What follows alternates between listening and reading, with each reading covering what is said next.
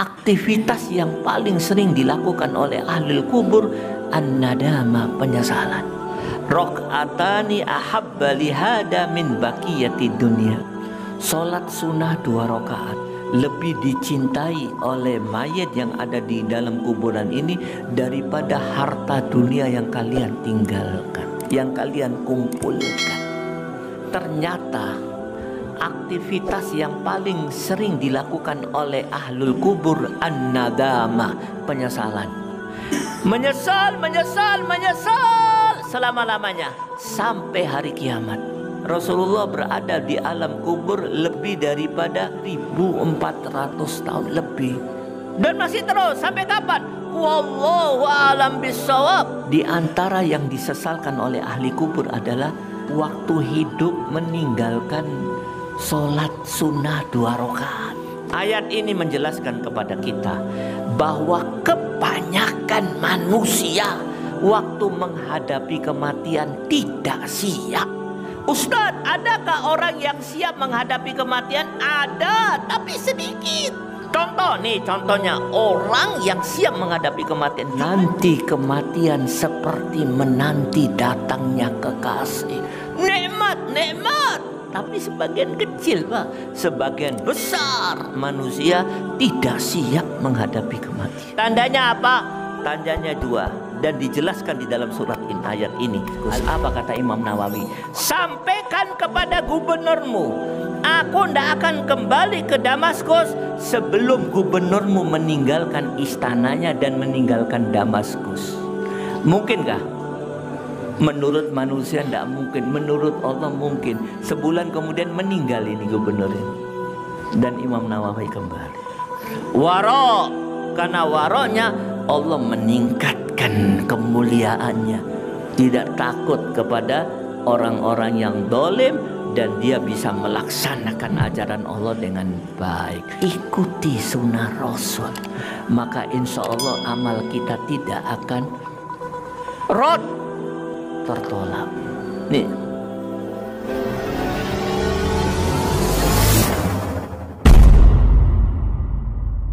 Kita mulai. Bismillahirrahmanirrahim. Assalamualaikum warahmatullahi wabarakatuh. Innal hamdalillah nahmaduhu wa nasta'inuhu wa nastaghfiruh.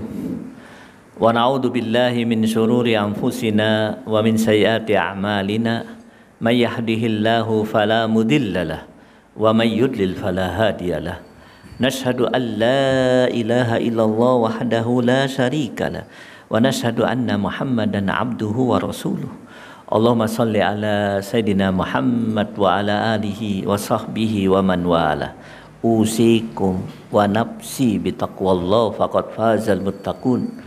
Wa qad qala ta'ala fi kitabihil aziz, ya ayyuhalladzina amanu taqullaha haqqa tuqatih wa la tamutunna illa wa antum muslimun wa ba'd.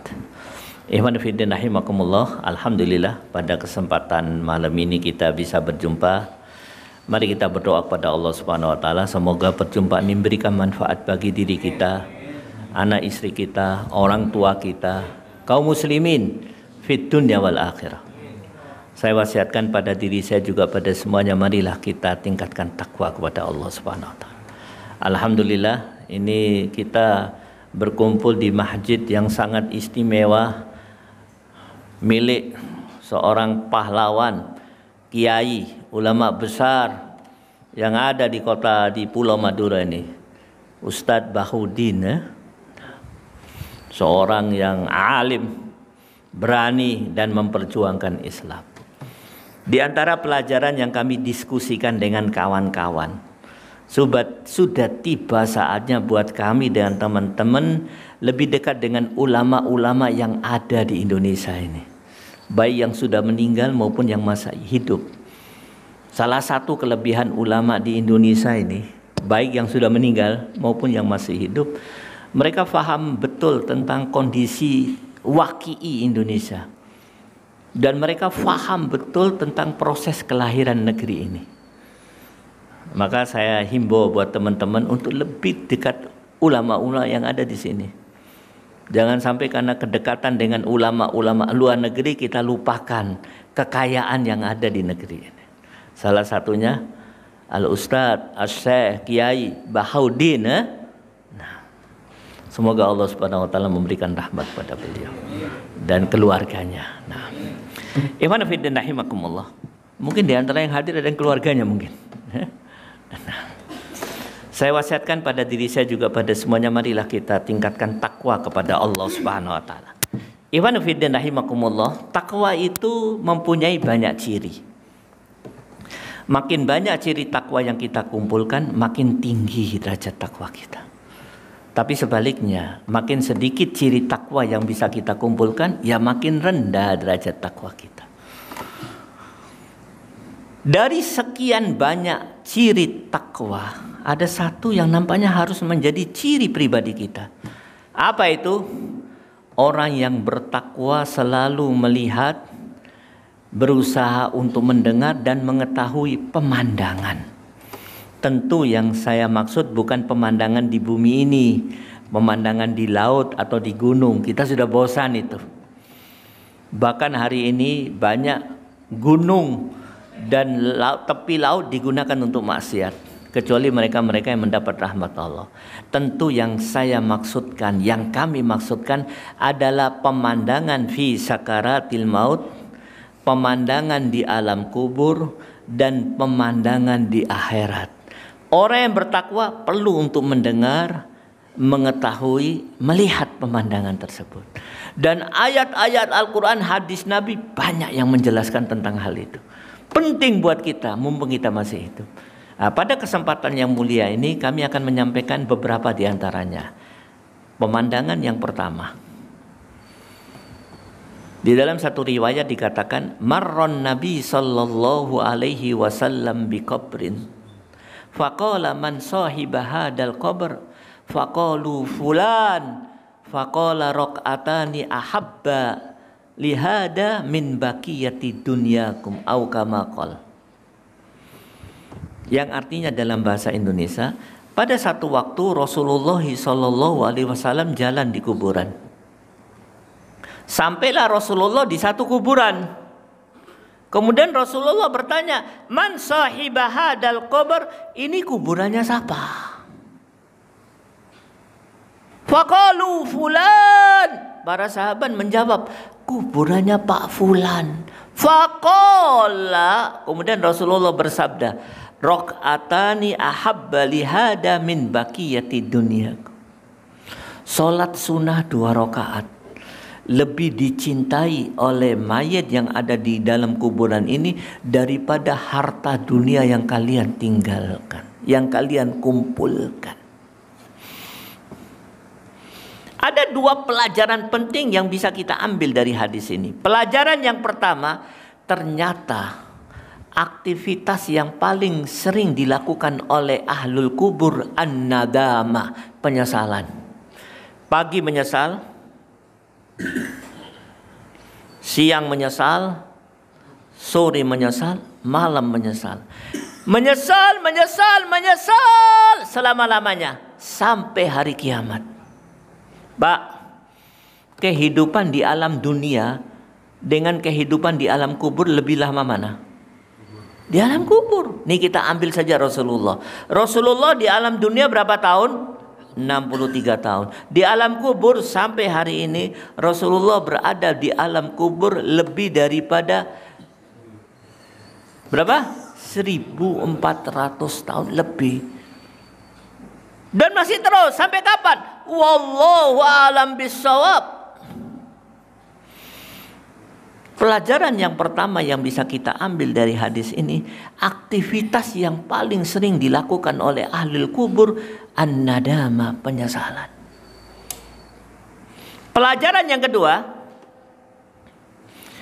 di antara yang disesalkan oleh ahli kubur adalah waktu hidup meninggalkan sholat sunnah 2 rakaat.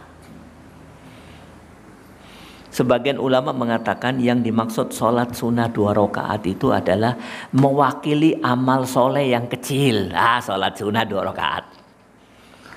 Berarti di antara yang disesalkan oleh ahlul kubur waktu di dunia meninggalkan amal-amal soleh yang kecil yang dianggap remeh-temeh. Tapi di akhirat, di alam kubur dia menyesal. Lu, kenapa saya tidak kerjakan itu? Pemandangan pertama. Sekarang mari kita lihat pemandangan yang kedua. Allah Subhanahu wa taala menjelaskan di dalam surat Al-Munafiqun ayat 10. Wa anfiqu mimma razaqnakum min qabli ayyatiya ahadakumul maut. Fa yaqula rabbi laula akhartani ila ajalin qarib fa as-saddaq wa akum minas sholihin. Ayat ini menjelaskan kepada kita bahwa kebanyakan manusia waktu menghadapi kematian tidak siap. Bahasa Jawanya ora siap. Mati di hadapannya tidak siap. Apa tanda tidak siapnya? Mereka akan mengeluarkan 2 pernyataan. Kebanyakan manusia loh Pak. Ustadz, adakah orang yang siap menghadapi kematian? Ada, tapi sedikit. Contohnya orang yang siap menghadapi kematian jumlahnya sedikit. Bahasa Maduranya sedikit. Sakoni sedikit. Sakone sedikit. Nih contohnya ada seorang sahabat. Waktu dia mau mati, dia buka, sudah tua nih dia buka kopernya yang sudah tidak dibuka berpuluh-puluh tahun. Ternyata di dalam kopernya ada baju baru, baju waktu nikah dulu. Dipakai oleh dia, ada sorban bagus, dipakai oleh dia, ada minyak wangi. Ditinggal sama dia beberapa puluh tahun, dipakai sama dia.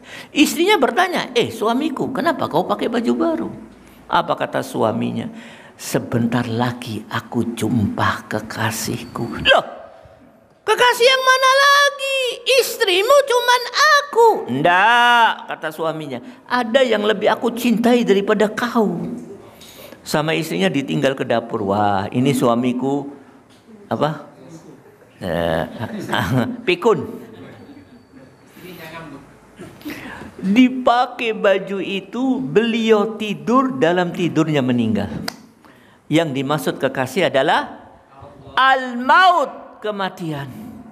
Menanti kematian seperti menanti datangnya kekasih. Nikmat, tapi sebagian kecil Pak. Sebagian besar manusia tidak siap menghadapi kematian. Tandanya apa? Tandanya 2 dan dijelaskan di dalam surat ayat ini, Al-Munafiqun ayat 10. Yang pertama, laula akhartani ila ajalin qarib. Dia minta kepada Allah, ya Allah, alangkah baiknya kalau kematian ini ditunda barang sehari, sepekan, sebulan, setahun, 10 tahun, pokoknya ditunda. Minta ditunda. Kenapa? Tidak siap. Yang kedua, tanda tidak siapnya apa? Bersumpah di hadapan Allah. Wallahi fa as-saddaqu wa akum minas sholihin. Bersumpah di hadapan Allah, ya Allah, demi Allah, kalau kau tunda kematian ini, aku akan sedekah dan akan menjadi orang soleh. Ya, saya tidak akan bahas dulu ini hadis ini, ayat ini dan hadis tadi. Saya akan menggarisbawahi dulu. Dipikirkan oleh ulama sejak dulu, kenapa orang-orang yang minta ditunda kematian dan minta kepada Allah supaya bisa sedekah. Bukan untuk sholat, fa usolli, bukan. Bukan minta supaya ditunda supaya bisa haji, enggak. Fa as-saddaqah, minta supaya sedekah. Diteliti oleh ulama, ternyata sedekah itu punya kelebihan. Di antaranya 1, pahalanya besar di akhirat. Yang kedua, di dunia dikasih pahala oleh Allah cash on hand. Baru saja diamalkan dikasih oleh Allah pahalanya. Yang ketiga, istimewanya sodako ini pahalanya besar tapi paling banyak ditinggalkan oleh manusia. Kenapa? Bahil, kedekut, pelit, cerit, bahasa Maduranya.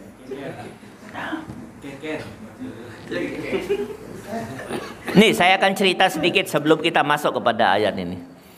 Saya ingin menceritakan kejadian di Saudi Arabia. Ada seorang wanita kaya, sultan, kaya sekali. Dia sakit, dibawa ke dokter, sakit. Kata dokter ini kanker rahim. Diteliti oleh dokter, banyak maaf bu, menurut penyelidikan kami, penyakit ibu bahaya stadium 4. Umur ibu tinggal 1 bulan. 1 bulan lagi wes ibu mati. Ya sudah. Betul dok, ini hasil informasi medis ini. Oke. Pulanglah dia ke rumah. Besok datang TKW dari Indonesia, tenaga kerja wanita. Baru hari pertama TKW ini masuk kamar mandi di rumah majikannya, 1 jam, 2 jam, 3 jam, 4 jam tidak keluar-keluar. Ajib. Setelah keluar ditanya oleh majikannya, bu kenapa kau masuk kamar mandi lama? Sambil menangis TKW ini mengatakan, banyak maaf bu, saya lama karena saya harus memeres susu saya supaya air susu saya keluar. Loh kenapa kau lakukan? Ya sakit. Kenapa? Saya barusan melahirkan anak. Mana anakmu? Tak tinggal di Indonesia. Kenapa kau datang? Saya harus kerja, saya butuh duit. Kata majikannya, inna lillahi wa inna ilaihi raji'un. Kau datang kerja, kau tinggalkan anakmu. Naam. Nih, kau pulang ke Indonesia, saya kasih uang tiket. Saya kasih biaya menyusui selama 2 tahun. Ini untuk obat, untuk segala macam makanan, buah-buahan. Suamimu nganggur, tak kasih, tak gaji. Nanti 2 tahun lagi kau kembali sekali, tak kasih uang tiket. Kau kerja di sini, bawa suamimu dan anakmu, dikasih duit sebanyak. Pulanglah TKW tersebut. Seminggu kemudian dia periksa dokter, kata dokter kanker rahimnya sembuh hilang. Cash on hand. Banyak kisah-kisah seperti itu. Nah, saya kembali kepada 2 nas tadi, hadis dan ayat. Dari 2 nas tersebut kita bisa mengambil satu kesimpulan. Baik di alam kubur maupun fi sakaratil maut, aktivitas yang paling utama, yang paling sering dilakukan oleh penghuninya adalah an-nadaba, penyesalan. Penyesalan. Yang disesalkan apa? Baik amal kecil yang ditinggalkan maupun amal yang besar. Dan amal di antara kedua ini, semua amal yang ditinggalkan selama dia hidup di dunia, menyesal. Pak, kalau menyesal di dunia tidak apa-apa. Itu bagus karena Rasulullah bersabda, an-nadmu taubatun. An-nadmu taubatun. Tobat itu pintu gerbangnya adalah penyesalan. Kalau orang menyesal berarti dia sedang menuju kepada tobat. Tanpa penyesalan dia tidak akan tobat. Tapi kalau penyesalannya di alam kubur, di akhirat, musibah kabiro, musibah besar. Ustadz, adakah penyesalan di akhirat? Ada, ayatnya banyak sekali. Saya tunjukkan salah satu ayatnya. Allah Subhanahu wa taala berfirman di dalam surat Al-Furqan ayat 23. Apa kata Allah? Wa qadimna ila ma amilu min amalin faja'alnahu haba'am mansura. Ayat ini menceritakan pada saat semua orang, semua manusia berhadapan di hadapan Allah, di pengadilan Allah, semuanya setor amal dengan harapan bisa mendapat ridho Allah dan jannah. Apa kata Allah? Sebagian daripada amal ini faja'alnahu haba'am mansura, kami jadikan bagaikan debu berterbangan. Hilang. Tidak bisa ditimbang, tidak bisa dinilai, tidak bisa dikasih ganjaran. Hilang. Ada harapan akan diterima oleh Allah, ditimbang oleh Allah, dapat ganjaran. Apa kata Allah? Faja'alnahu haba'am mansura, aku jadikan bagaikan debu berterbang. Sebagian amal. Kalau bahasa Jawanya gelo, kecewa. Maka ikhwanuddin rahimakumullah, kami ingin menjelaskan kepada Anda pada 3 keadaan. Fi sakaratil maut, di alam kubur, di akhirat. Aktivitas yang paling sering dilakukan oleh seseorang adalah an-nadama, penyesalan. Menyesal. Sampai sini bisa difahami? Menyesal. Ustaz, enggak ngaji macam mana? Menyesal. Oh, enggak sholat sunnah aja enggak menyesal, apalagi enggak ngaji. Ini saya akan ceritakan. Kalau ini kejadian terjadi di Jawa Tengah. Ada satu PKU. PKU itu Rumah Sakit Muhammadiyah. Di sini ada PKU juga ya. PKU di Jawa Tengah itu besar-besar, mirip rumah sakit. Di salah satu kota besar di Jawa Tengah, ada salah satu mantri yang ditugaskan khusus untuk merawat mereka-mereka yang sudah tua. Mengasih mandi, ngasih obat, ngasih infus, segala macam. Itu dia bersumpah. Dia membuat satu pernyataan. Apa kata dia? Wallahi, telah mati di hadapan saya dan telah saya rawat lebih daripada 1000 orang. Semuanya muslim. PKU pasti muslim. Wallah, 90% dari mereka yang meninggal di hadapan saya, 90% dari 1000 berapa? 900 orang lebih. Itu waktu mau mati minta sama saya, Tuan, Pak, tolong bacakan Al-Quran, tolong bawakan Al-Quran, tolong letakkan Al-Quran di atas dadaku. Kenapa dia lakukan itu? Karena waktu sehat, waktu kuat, waktu muda tidak pernah baca Quran. Sudah mau sekarat minta baca Quran. Nah, ikhwanuddin rahimakumullah. Maka sekali lagi saya ingin menyampaikan kepada diri saya juga buat Anda sekalian. Ingat, aktivitas yang paling sering dilakukan oleh manusia, baik sakaratil maut, di alam kubur, ataupun di akhirat, an-nadama, penyesalan. Sebelum kita tinggalkan majelis ini, mari kita menjawab satu pertanyaan. Ustadz, amalan apa yang harus kami lakukan supaya kita tidak termasuk minan nadimin, supaya tidak termasuk orang yang menyesal? Menyesal di dunia tidak apa-apa, bagus, tapi kalau menyesal di akhirat musibah kabiro. Apa yang harus kita lakukan? Ternyata kata ulama banyak yang harus dilakukan. Banyak. Salah satunya yang pertama, berdoa kepada Allah Subhanahu wa ta'ala. Minta kepada Allah. Karena Allah itulah yang menciptakan kita. Ya Allah, jangan jadikan aku orang-orang yang menyesal. Atau doanya mirip seperti itu. Berdoa kepada Allah. Banyak maaf, kelemahan kaum muslimin hari ini tidak mau berdoa kepada Allah. Kalau para sahabat di masa lalu, untuk persoalan kecil saja dia minta kepada Allah. Ya Allah, kami mau ke pasar, ya Allah tolong belikan rezeki garam. Mau beli garam ke pasar aja minta kepada Allah. Tapi kaum muslimin hari ini, untuk 3 persoalan penting dalam hidupnya tidak pernah minta kepada Allah. Apa 3 persoalan penting? 1, Allahumma inna nas'aluka husnal khatimah. husnul khatimah. Allahumma rzuqna taubatan qoblal maut. Ya Allah, berikan aku rezeki tobat sebelum mati. Allahumma ya muqallibal qulub tsabbit qulubana ala dinik. Ya Allah, jadikan aku orang istiqomah. Untuk persoalan penting, tidak mau minta sama Allah Subhanahu wa taala. Padahal apa kata Allah Subhanahu wa taala? Rasulullah bersabda, apa kata Rasulullah? Man la yas'alullah yaghdab alaih. Barang siapa yang tidak mau minta kepada Allah, Allah akan marah kepadanya. Pak, kalau kita minta sama manusia, kalau minta terus, minta,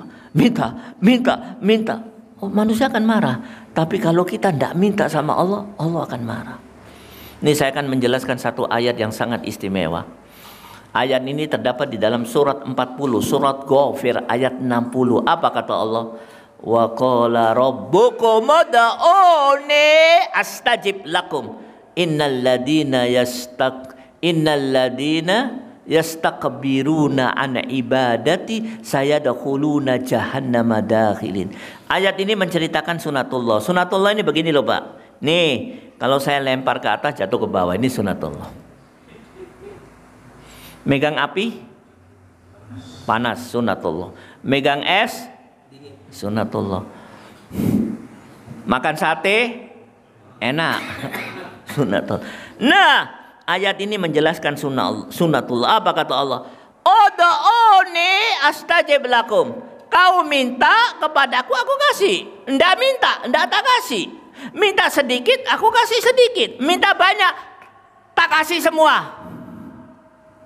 Saya ulangi lagi, sunatullah. Minta tak kasih, ndak minta ndak tak kasih. Minta sedikit, aku kasih sedikit. Minta banyak, kata orang Surabaya, PNKB. Sunnatullah. Yang kedua, selama ini kita beranggapan kalau nggak sholat sengaja neraka. Kalau nggak puasa Ramadan sengaja neraka. Kalau nggak doa nggak apa-apa. Ternyata ayat ini menjelaskan sesungguhnya orang yang sombong, enggan untuk berdoa kepada Allah akan masuk neraka jahanam dalam keadaan hina. Tidak berdoa, sombong, tidak mau minta kepada Allah, masuk neraka jahanam dalam keadaan hina. Kata-kata ibadah di dalam ayat ini menurut mufassir adalah ad-du'a, doa. Sunnatullah yang kedua. Kelemahan kita hari ini tidak mau berdoa kepada Allah. Kenapa anak-anaknya nggak soleh? Tidak pernah berdoa kepada Allah. Banyak maaf ini. Untuk persoalan penting dalam hidupnya. Rabbana la tuzigh qulubana ba'da idh hadaitana wa hab lana min ladunka rahmah innaka antal wahhab. Tidak pernah mau minta kepada Allah Subhanahu wa taala. Ini saya akan cerita satu kisah, subhanallah. Kisah ini istimewa. Diceritakan oleh seorang dokter yang sangat terkenal, namanya Dokter Ehsan. Dia seorang dokter spesialis di Pakistan. Dia sendiri yang cerita. Apa kata dia? Waktu itu dia berangkat dari kota Islamabad menuju ke salah satu kota besar di Pakistan untuk mengadakan satu pertemuan penting, pertemuan dokter spesialis. Dia akan menjadi pembicara utama. Hadir pula dokter dari luar negeri. Naiklah pesawat, jalan. Baru saja berjalan, tiba-tiba pilot mengumumkan terjadi kerusakan pada pesawat. Maka pesawat akan didaratkan pada bandara terdekat.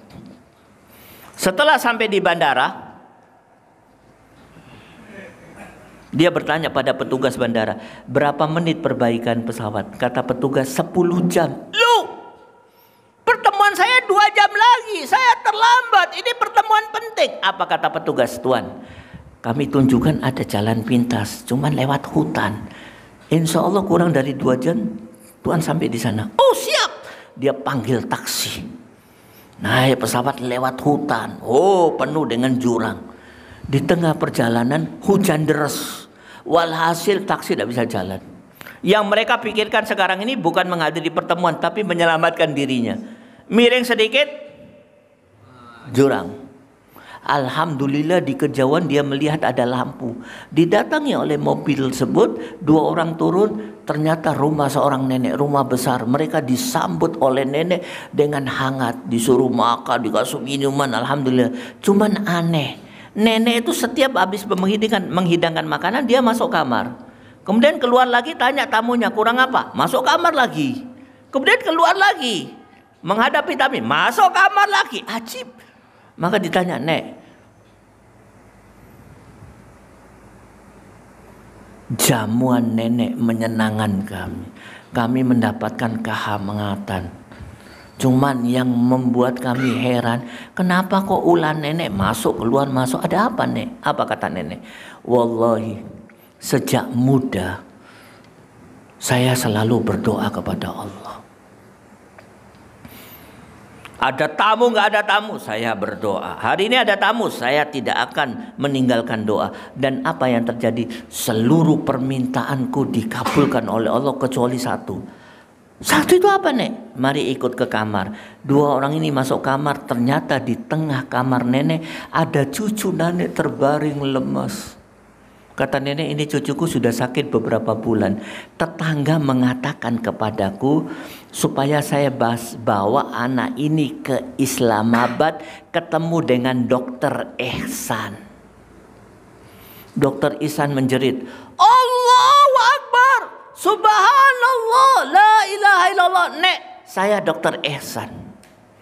Allah yang menghentikan pesawat, Allah yang menurunkan hujan, Allah yang membawa saya ke hutan ini. Wallah, saya tidak pernah lewat hutan ini sepanjang hidup saya. Setelah itu diobati, dirawat, walhasil anak itu sembuh dengan izin Allah. Apa kata nenek? Mulai hari ini saksikanlah semua doaku dikabulkan oleh Allah Subhanahu wa taala. Mala yas'alullah yaghlab alaih. Maka ibad fiddin rahimakum. Yang pertama berdoa. Banyak maaf, kelemahan kaum muslimin hari ini tidak mau berdoa kepada Allah Subhanahu wa taala. Yang kedua, apa yang harus kita lakukan? Rasulullah sallallahu alaihi wasallam bersabda di dalam satu hadis yang sangat terkenal. Hadis ini terdapat di dalam Al-Arba'una An-Nawawiyah. Man amila amalan falaisa alaihi amruna fahuwa rad. Ingat. Apa kata Rasulullah? Barang siapa yang melakukan satu amalan di dalam urusan agama tapi tidak mengikuti apa yang saya ajarkan, maka dia tertolak. Ditolak oleh Allah Subhanahu wa taala. Maka pelajaran penting yang bisa kita ambil dari kisah ini adalah apa itu? Semuanya mengikuti sunnah Rasul. Banyak maaf, Pak, banyak kaum muslimin tidak pernah faham sunnah Rasul. Ustadz, bagaimana cara untuk mengetahui sunnah Rasul? Tidak ada caranya kecuali dua. Mengetahui perkataan Rasul dan mengetahui amal Rasul. Dan itu semua terdapat di hadis Nabi. Ada orang Islam sholat 5 waktu di masjid, ngajinya oke, anaknya di pondok, istrinya pakai kerudung, berbulan-bulan tidak pernah baca hadis. Apa kata Allah Subhanahu wa taala? Ini surat ayat yang saya nasihatkan kepada anta untuk dihafalkan. Apa kata Allah Subhanahu wa taala di dalam surat Ali Imran ayat 31? Apa kata Allah? Qul in kuntum tuhibbunallah fattabi'uni yuhibbukumullah wa yaghfir lakum dunubakum. Pak, penghambaan seseorang kepada Allah ini adalah mahabbatullah, cinta kepada Allah. Apa kata Allah? Katakanlah wahai Muhammad kepada sebuah manusia, kalian tidak akan pernah bisa sampai kepada mahabbatullah, mencintai Allah, kecuali melakukan satu hal. Apa itu? Fattabi'uni, ittiba mutaba'atur rasul, mengikuti Rasul. Tapi apa yang terjadi hari ini? Muslim, cinta Rasul, cinta Allahumma sholli ala Muhammad. Sudah mengikuti Rasulullah? Enggak pernah baca hadis. Hadis itu jumlahnya ratusan ribu loh Pak. Puluhan ribu bahkan ratusan ribu. Kalau tidak dibaca mulai hari ini sampai kematian datang, kita tidak pernah tahu hadis Nabi. Maka nasihat saya buat Anda sekalian. Saya tidak tahu ini pertemuan yang pertama dan mungkin juga yang terakhir. Kematian selalu datang dan datangnya selalu mendadak.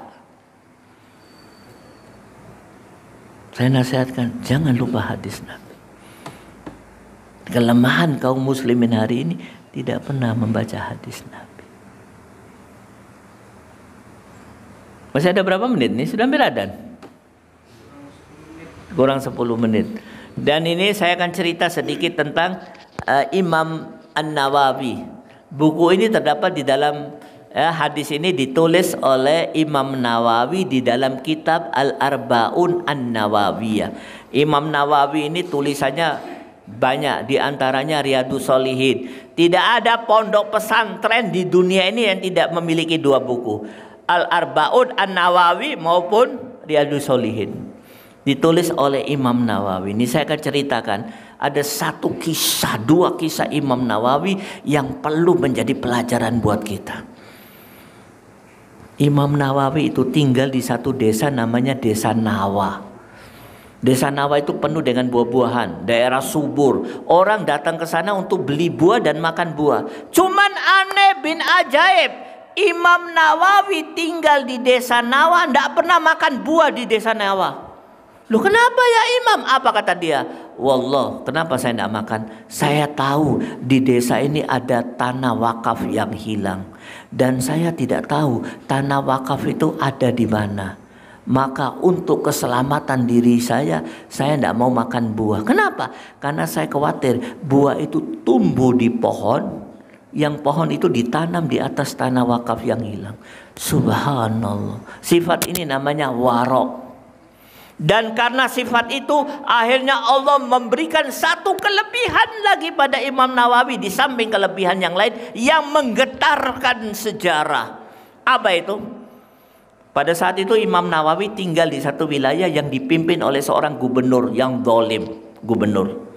Zalim sekali. Gubernur itu mengumpulkan seluruh ulama untuk menandatangani fatwa yang membolehkan gubernur mengumpulkan dana umat untuk memperkuat bala tentara untuk menghadapi penjajah yang datang. Semua ulama tanda tangan. Imam Nawawi tidak mau. Loh, gubernur itu marah. Imam Nawawi, ta'al, sini kau. Kenapa kau tidak mau tanda tangan? Apa kata Imam Nawawi? Dia langsung berdiri. Gubernur lagi. Orang kalau gubernur menghadapi gubernur tunduk. Imam Nawawi berdiri kemudian ditunjuk muka gubernur. Gubernur, aku tahu kau dulu waktu kecil orang melarat. Kau dulu tidak punya kekuasaan, rakyat jelata. Bahkan aku tahu kau mantan budak. Aku tahu kau sekarang orang yang sangat kaya. Budak kau ratusan. Saya tidak akan menandatangani ini sebelum kau infakkan seluruh hartamu. Inovamu, semuamu, istanamu, infakkan semua. Lucuti semua pakaian budakku, infakkan. Merdekakan budak. Apa yang terjadi? Imam Nawawi diusir dari kota besar Damaskus kembali ke Desa Nawa. Baru meninggalkan kota Damaskus beberapa hari, seluruh kaum muslimin di Damaskus demo minta supaya Imam Nawawi dikembalikan. Gubernur tidak kuasa, akhirnya dia kirim utusan untuk mendekati Imam Nawawi, minta kepada Imam Nawawi kembali ke Damaskus. Apa kata Imam Nawawi? Sampaikan kepada gubernurmu, aku tidak akan kembali ke Damaskus sebelum gubernurmu meninggalkan istananya dan meninggalkan Damaskus. Mungkinkah? Mungkinkah? Mungkinkah? Menurut manusia tidak mungkin, menurut Allah mungkin. Sebulan kemudian meninggal ini gubernur ini. Dan Imam Nawawi kembali. Warok, karena waroknya Allah meningkatkan kemuliaannya. Tidak takut kepada orang-orang yang dolim dan dia bisa melaksanakan ajaran Allah dengan baik. Maka ikhwan fillah rahimakumullah, kembali kepada hadis tersebut, bahwa pelajaran apa yang bisa kita ambil? Ikuti sunnah Rasul, maka insya Allah amal kita tidak akan tertolak. Nih sudah ada ya. Maka ikhwan fillah rahimakumullah, mudah-mudahan itu yang bisa saya sampaikan. Mudah-mudahan memberikan manfaat bagi diri saya juga buat antum sekalian. Kesimpulan yang bisa kita ambil dari apa yang saya sampaikan tadi, yang pertama, ingat, orang mukmin atau ciri orang mukmin berusaha untuk melihat, mendengar, mengetahui pemandangan. Yang dimaksud pemandangan fi sakaratil maut, di alam kubur dan di akhirat. Yang kedua, ternyata aktivitas yang paling sering dilakukan oleh mereka yang ada di alam kubur dan di akhirat maupun di sakaratil maut adalah an-nadama, penyesalan. Pelajaran yang ketiga, di antara yang disesalkan, mulai meninggalkan amal yang paling kecil sampai kepada amal yang paling besar, dan amalan di antara keduanya. Walhasil dia menyesal hanya karena waktu di dunia tidak melakukan amal soleh. Yang terakhir, cara supaya kita tidak termasuk minan nadimin, berdoa kepada Allah Subhanahu wa taala. Doa ya ahi. Jangan pelit. Silahul mu'min, senjata mukmin. Asa itu untuk minta kepada Allah Subhanahu wa taala. Yang kedua, mengikuti sunnah Rasul. Wabillahi taufik wal hidayah. Wassalamualaikum warahmatullahi wabarakatuh.